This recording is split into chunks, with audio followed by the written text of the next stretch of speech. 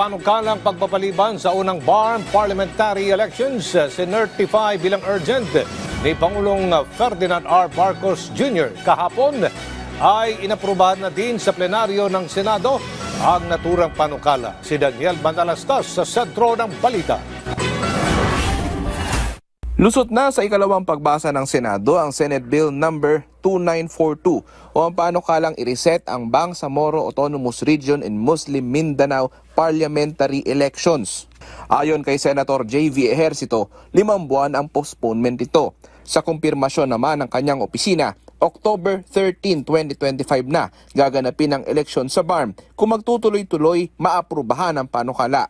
Kaya nga po natin na itinulak na magkaroon po ng postponement, no? Dahil may mga issues pa na kinakailangan maresolba, some legal issues that need to be resolved. That's why we were hoping that with this amount of time, we can resolve those issues. Ang ilang senador naglabas din ng sentimiento sa panukala, tulad na lang ni Senator Juan Miguel Zubiri na may apela.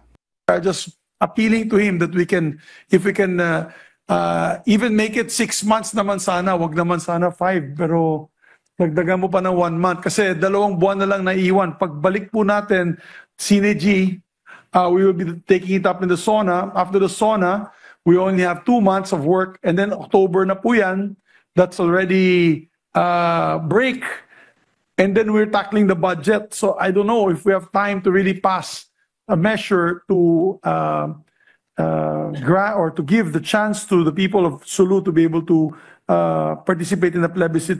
Si Senate Minority Leader Coco Pimentel tumayo naman sa plenaryo para ipaliwanag ang kanyang pagtutol. It's with a heavy heart that I have to vote no to this proposal. Last time kasi we stated it would be the last resetting.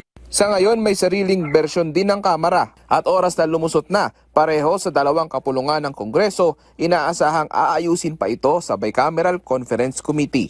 Samantala kinumpirma ng Malacanang na sinertipikahan na bilang urgent ng Pangulong Ferdinand R. Marcos Jr. ang panukala. Daniel Manalastas para sa Pambansang TV sa Bagong Pilipinas.